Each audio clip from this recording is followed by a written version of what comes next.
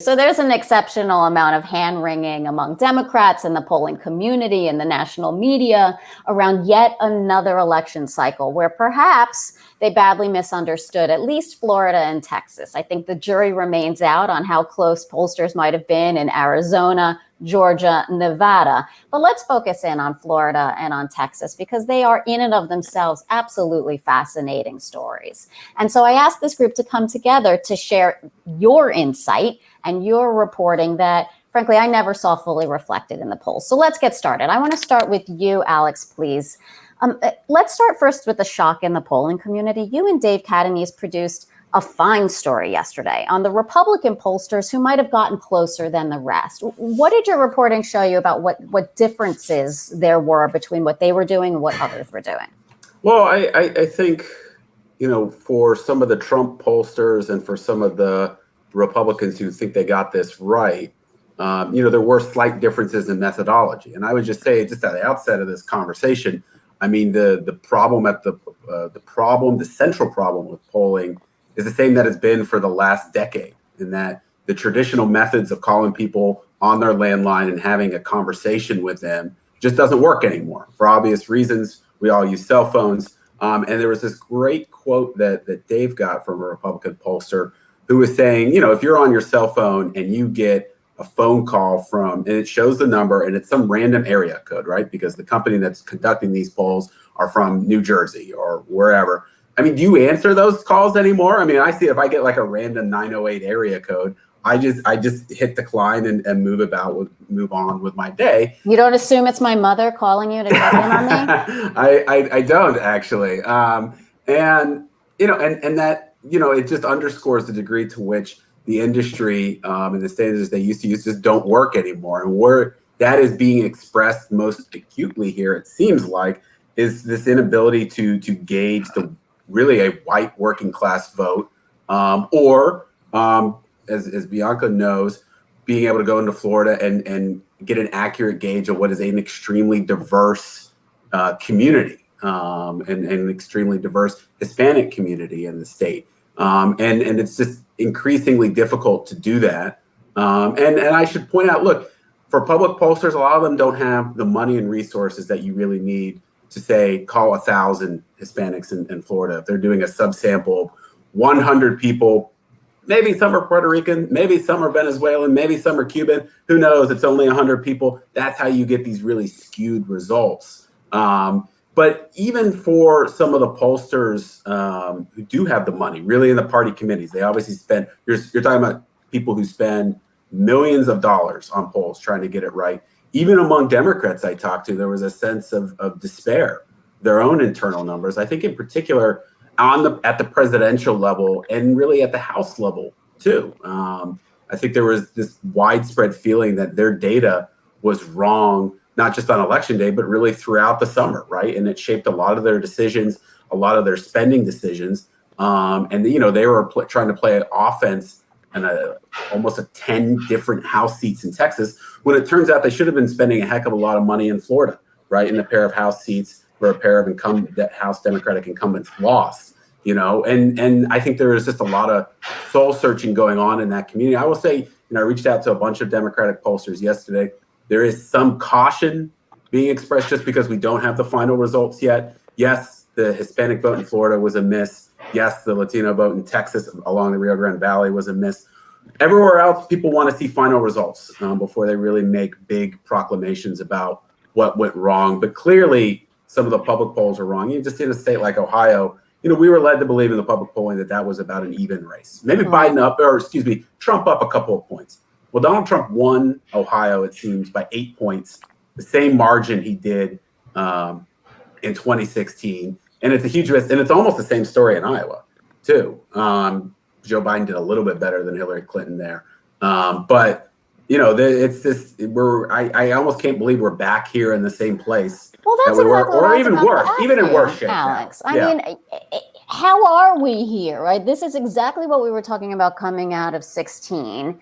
And after 4 years, how did the industry and the parties not fix a problem that was so clear, in November, December of 2016 and January of 2017. I mean, are you not surprised by this?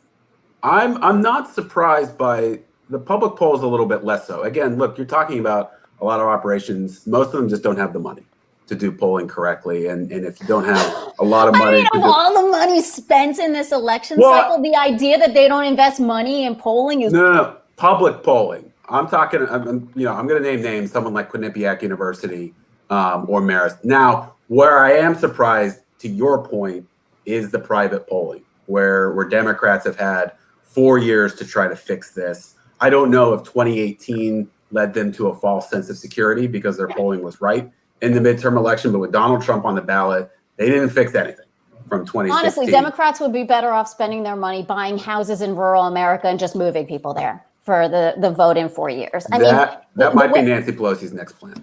Right? That might be. Getting into rural real estate. Yeah.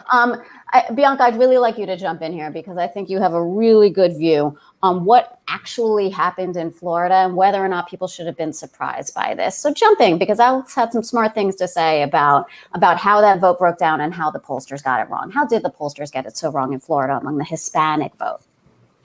I think that one big issue, certainly like Alex said, is just the challenges of polling Hispanics. And, I think everywhere, but especially in Florida, because you have not just the diversity of ethnicities, people from, Cuba, Puerto Rico, Mexico, Colombia, et cetera, but you have, these different generations, you have different migration waves, you have, the diversity even geographically within Florida and just how different, communities of Latinos think. So that's one thing, the difficulties and how expensive it is to poll Hispanics. But another thing, I think that there was kind of this overconfidence in the gains that Biden was making with Hispanics, because, it's true that there were a lot of efforts from the Biden campaign to really appeal directly to each group of Latinos. So they had, these Colombianos con Biden, Cubanos con Biden, Boricuas con Biden, like they had all these different coalitions,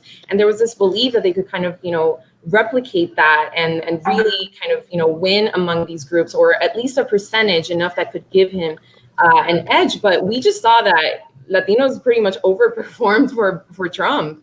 And we saw that just across the board. It's really amazing because it wasn't just Cuban Americans. It wasn't Venezuelan Americans. It was even Puerto Ricans. We were looking at data yesterday in Osceola County in Central Florida, which is, the second largest, has the second largest population of Puerto Ricans in the state of Florida. And it overperformed for Trump. And it's just incredible, like how do you really talk to Latino groups? And this is kind of the question on the minds of a lot of Democrats, kind of, post-mortem. How do you talk to a lot of Latinos in a way that is really talking about policy and not just, spreading and kind of defending yourself from these attacks from Republicans of, socialism. And, there was this new term that we're kind of writing a story on right now, but looking at non-Cuban Hispanic groups and how they were really, receiving this messaging and onslaught of, socialism and disinformation on, calling Biden a socialist and all that stuff. It wasn't just Cuban Americans. It wasn't just Venezuelan Americans or Nicaraguan Americans. It was Colombians. It was, all these other groups that are coming from, countries that have experienced violence, that have maybe, lived through this threat of, leftist policies, and they're just scared. And when you put on that all the information and all the outlets that were locally in Spanish repeating these same messages, I mean, it doesn't surprise many of us that we're hearing that. And actually, just as on an anecdotal level, I was at a Biden event recently when Obama came back to Miami this week. And I talked to some supporters who were there, and some of them were even volunteers for the Biden campaign. And they told me, I don't know about Florida. I'm scared about Florida because, sure, you see all the efforts from the campaign, but when you go out grocery shopping, when you see the rally that that Trump had in Opa-locka that violated the curfew of Miami-Dade County, and you saw how many people showed up, I mean, it's not that surprising that there was that much enthusiasm.